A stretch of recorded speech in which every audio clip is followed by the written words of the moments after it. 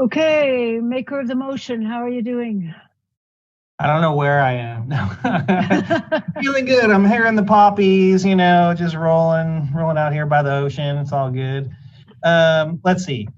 I think we're good. I think all five parts are there. I think number three has been modified so that really it's closing out the books for the Public Works Department by Friday. I think we're good with that. Yeah, I think we're all there. I'm hoping that both Supervisor Madrone and Supervisor Bohn are feeling like they're in on the team with this, so that we can move forward past this point. Okay, so Supervisor Madrone is giving a thumbs up. From what I've read in all the staff reports and all the other elements before us today, I believe that handles all of the emergency issues that are coming before us over the next several weeks. From what I see of this motion, that's what it does. It identifies all the things we came up with today. Nobody's perfectly happy with everything, but it moves us forward, and I'm comfortable that we've dealt with the emergencies that we have on our plate right now. Question for the Treasurer Tax Collector, Mr. Bartholomew. So, John, you had your hand up. Thank you, Chair Fennell. My question for the Auditor Controller is to when she estimates that the year will be totally closed so that we can apportion interest so all the schools and the districts and can receive their interest money, and then I can report to the State Controller's Office. So, Ms. Paz Dominguez, that was a question for you from the Treasurer Tax Collector. Thank you, Chair. I don't know how to answer you, John. You just watched this whole meeting. I now have to focus just on the cost plan and only on Public Works. At this point, I'm winging it week by week. What's going to be the direction next week? What will be the emergency? I want to tell you I'll close soon, but it's been the pattern now that every time I get close to closing, something else comes up. What would you like for me to give you another date, even if it might not happen? I mean, is anyone seeing things from my perspective right now? The Treasurer Tax Collector said yes, he'd like another date, please. I just want an estimate. Okay, let me just throw a dart on the calendar. Before Christmas, that's, let's see, it's the 23rd today. The day is gone for the most part. I'm going to be working through the holiday. This whole week is going to be central service charges and Public Works. Next week, it'll be DHHS. There's still schools. There's leases. There's the finance plan that's nowhere near making sense. December 18th. Does that work for you? Yes, please. Yes, if I just respond to that, and based on the Auditor Controller's comments, this reinforces the fact that she does in fact need more staff, because we are approaching the 6-month period from closing last fiscal year now. And I feel for all the work that the Auditor Controller and staff are being asked to do. It's a lot. I understand the pressure, and I would not wish it on anybody. And Karen, I'm sorry you're in that position. I'm not trying to create more problems for you. I really just want to be able to do my job and report to the State Controller's Office as I'm required to do. And the thing that concerns me is that if the Auditor Controller's Office is not able to maintain the level of completions, the amount of work that they are required to do at this point in time, they need to get the additional staff so that this does not keep getting snowballed into the future. And I want to emphasize, and as I said at last month's meeting, the auditor controller does need to get the staff in order to do the job and maintain their reporting requirements within statutory code, state, federal, and local. So thank you very much for the very long, detailed day. I think we all have a much better understanding of where the county's at. And for me, it's about controlled risk, just as all of our lives are. We have to control the risk that we're assuming. And again, if the county can allocate the amount of staffing needed for the auditor controller's office to keep timely reporting as they are required to statutorily, that is the objective here. And so, again, I'm not trying to throw blame on anyone.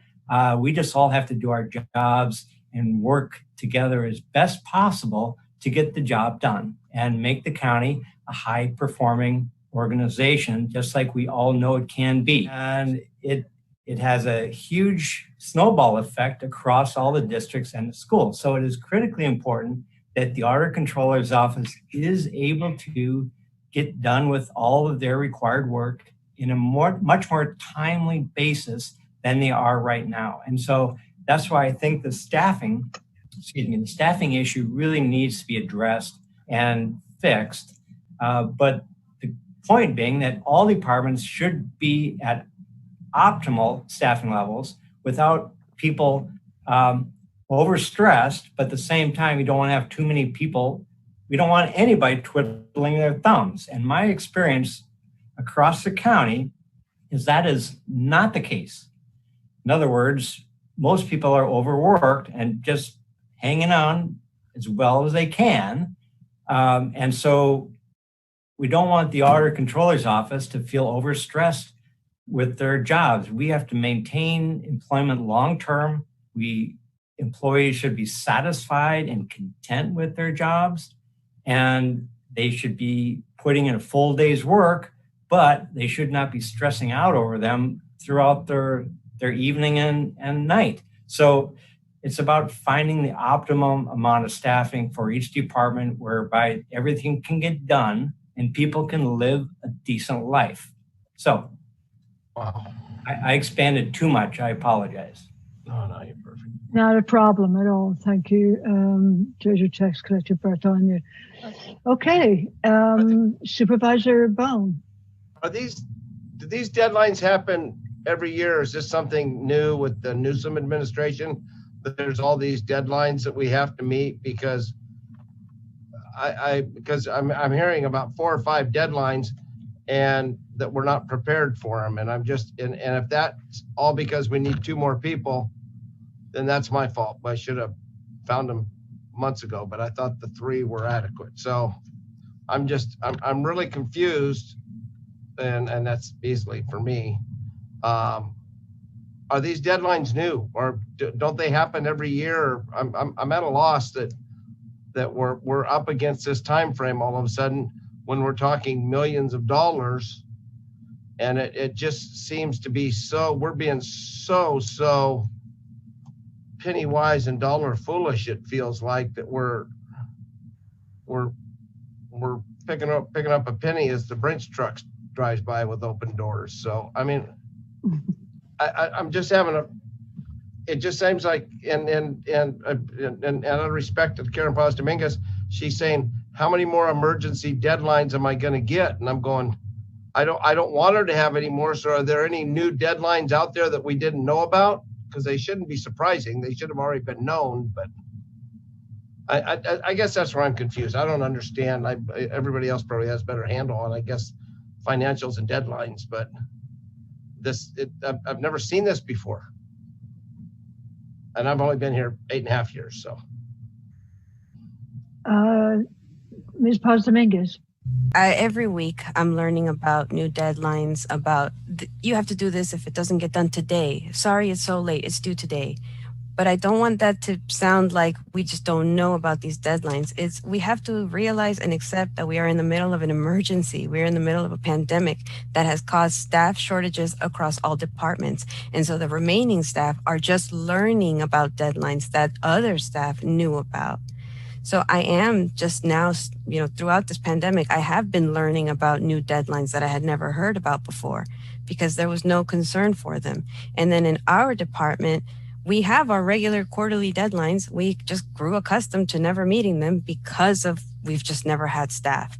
So you're getting a combination of we are inadequately staffed, but also departments are struggling to bring me the stuff with enough time for us to complete it. Grant claims to sign, new applications to sign, reimbursements to request. Understood. That's just what's happening. No one department is to blame in this case.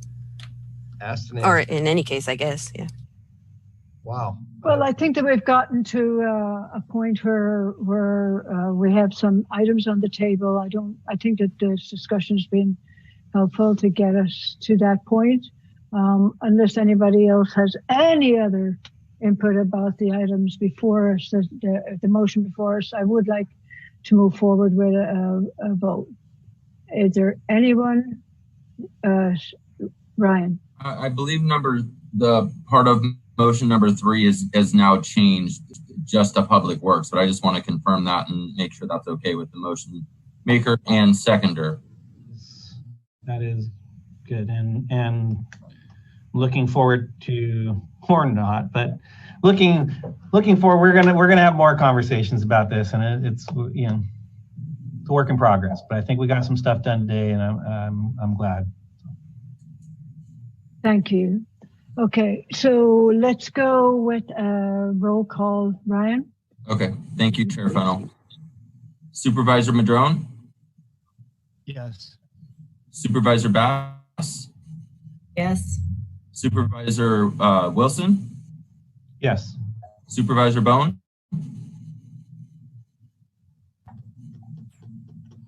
I don't think I'm yes, but I really feel like I'm being held up. I mean, give me this or you don't get that, and I'm sorry. I said it. Sorry. And Supervisor Fennell? Yes. Thank you. Passes 5-0. Thank you. Thank you to everybody, and it's been a long day. Take a break and enjoy your Thanksgiving. Happy Thanksgiving, everybody.